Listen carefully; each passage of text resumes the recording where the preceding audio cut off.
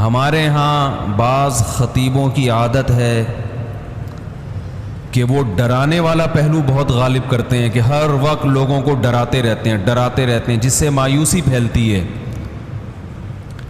اور بعض خطیبوں کی عادت یہ ہوتی ہے کہ وہ اللہ کی رحمت کو ایسا بنا کے پیش کرتے ہیں کہ بس سب کی بخشش ہو ہی جائے گی، اور رمضان میں تو ویسے ہی بخشا جائیں گے. جمعے کو مر گئے تو بخش گئے، رمضان میں مر گئے تو پھر تو بخشش پہ مہر لگ گئی. اور اگر رمضان میں 27ویں رات کو مر گئے تو بے شک چرس پی کے مرے ہوں پھر بھی کہاں جائیں گے؟ جنت میں جائیں گے. گانا گا کے مرے ہوں یا چرس پی کے مرے ہوں یا کسی کی جیب کاٹتے ہوئے مر گئے، جانا سیدھا کہاں ہے؟ جنت میں. یہ بھی غلط ہے. اس میں جو اعتدال کی بات ہے وہ وہی بات ہے جو اللہ نے بتائی ہے. قل لعبادی، اے نبی میرے بندوں سے کہہ دیجئے، انی انا الغفور الرحیم، کہ میں غفور بھی ہوں اور رحیم بھی. وَأَنَّ عَذَابِي، لیکن یہ بھی بتا دیں کہ میرا جو عذاب ہے هُوَ الْعَذَابُ الْأَلِيمُ، وہ دردناک عذاب ہے.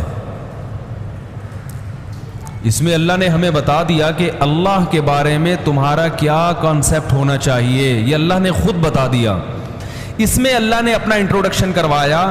ان 3 طبقوں کو غلط قرار دے دیا اس میں اللہ نے. وہ طبقے جو ہر وقت اللہ کی رحمت ہی کو بیان کرتے ہیں اور لوگوں کو یعنی بے خوف کر دیتے ہیں کہ بس سب کی مغفرت ہونی ہے، رمضان میں مر گئے چرس پی کے مر جاؤ، کچھ بھی کر کے مر جاؤ، یتیم کا مال کھا لو، بہنے کی وراثت دبا کے بیٹھے ہوئے ہو، حج پہ کر جاؤ گے سب معاف ہو جائے گا، اور جناب مہر کھا گئے، اور جناب وہ ابا سے بھی تمیز سے بات نہیں کر رہا، اماں سے بھی تمیز سے گانے بھی گا رہے ہیں، اور پتہ نہیں کیا کیا ہو رہا ہے. بس اللہ بڑا غفور رحیم ہے، یہ تسبیح پڑھ لو وہ تسبیح پڑھ لو اور اللہ تو معاف کر دے گا، سب کچھ معاف کر دے گا، بس حقوق العباد معاف نہیں کرے گا. بعض لوگوں نے یہ کہا کہ کیوں بھائی حقوق العباد، حقوق اللہ بھی اللہ نے کہا کہ میں معاف نہیں کروں گا جب تک پکی توبہ نہیں ہوگی اور آئندہ نہ کرنے کا عزم نہیں ہوگا. ہاں حقوق العباد میں یہ ہے کہ صرف اللہ سے توبہ ضروری نہیں ہے، مخلوق سے معافی بھی ضروری، لیکن دونوں کا مسئلہ برابر ہے. حقوق اللہ بھی معاف نہیں ہوتے جب تک پکی توبہ نہ ہو. تو ان لوگوں پر بھی رد ہے جو ہر وقت اللہ کی رحمت کو ہائی لائٹ کرتے رہتے ہیں اور ایسا اللہ کو بنا کے پیش کر دیتے ہیں کہ لوگ کہتے ہیں یار ڈرامے بھی دیکھو، فلمیں بھی دیکھو، خواتین پردہ بھی نہ کریں، مرد نظر کی حفاظت بھی نہ کرے، اور میرے بھائی سعودی بینک میں جاب بھی کرتے رہو، سود بھی کھاتے رہو، انشورنس بھی کروا کے رکھو کہ ابا مر گئے تو اتنے پیسے ملیں گے، صحیح ہے نا، نہیں مرے تو نہیں ملیں گے، اور وراثت بھی تقسیم نہیں کرو، حج واجب ہے آپ کے اوپر، فرض ہو چکا ہے، آپ بڑھاپے کے لیے اس کو ٹال رہے ہیں. آج حج کب ہوتا ہے؟ سارے کاموں سے فارغ ہو کر اب کرنے دھرنے کے لیے کوئی کام بچا ہی نہیں ہے، پیسے پڑے ہوئے ہیں تو چلو اب حج کر کے آ جاؤ.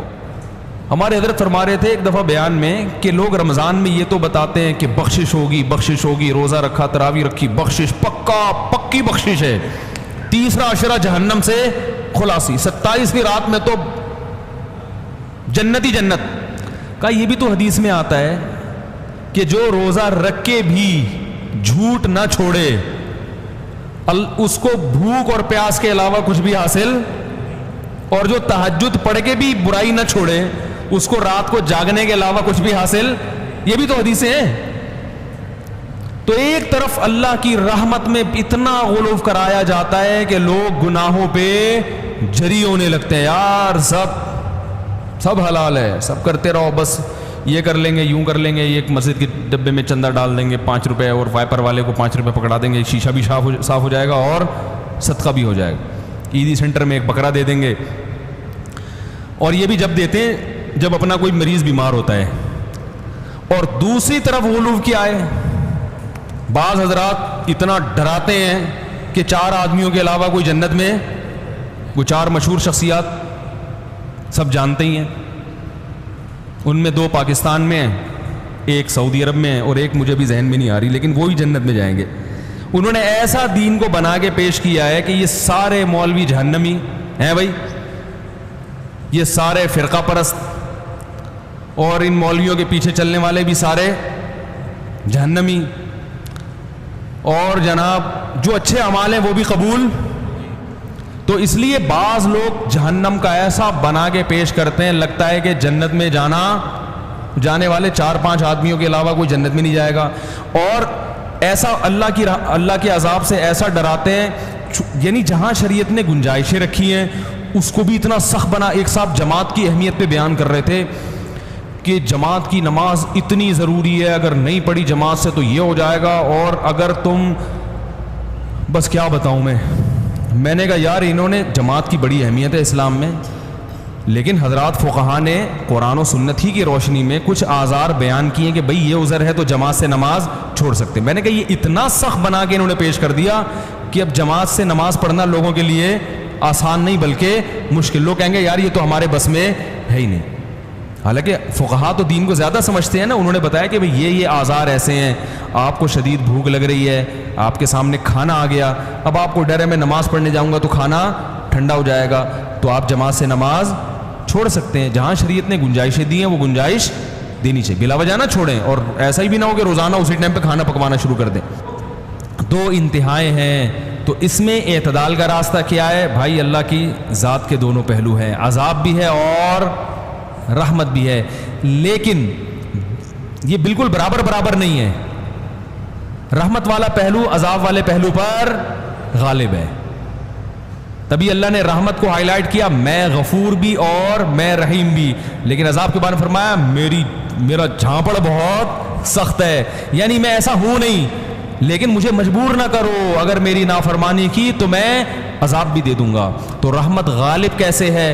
ایسے غالب ہے کہ نیکی کا ثواب بہرحال ملتا ہے, اور وہ بہت کم ضائع ہوتی ہے, بہت اس میں ضائع ہونے کا آپشن کم ہے. جبکہ گناہ کا عذاب لازمی نہیں ملتا, اس میں توبہ کا دروازہ کھلا ہوا ہے. توبہ کر لو گے تو معاف ہو جائے گا, توبہ نہیں کرو گے تو پھر اللہ کا کوڑا بہت سخت ہے. فرمائے ان ربک لبالمرصاد, تمہارا رب گھات میں بیٹھا ہوا ہے نافرمانوں کو پکڑنے کے لیے. ایک ایک چیز نوٹ کر رہا ہے, ایک ایک چیز دیکھ رہا ہے. اللہ تعالی ہمیں اپنے عذاب سے بچائے. تو بھائی یہ جو گناہ ہیں ہمارے معاشرے میں, ان کو چھوڑ دینے میں ہی خیر ہے. ہمت کر کے چھوڑ دیں, پھر اللہ کی رحمت ہے, اور ایسی رحمت ہوتی ہے تتنزل علیہم الملائکہ.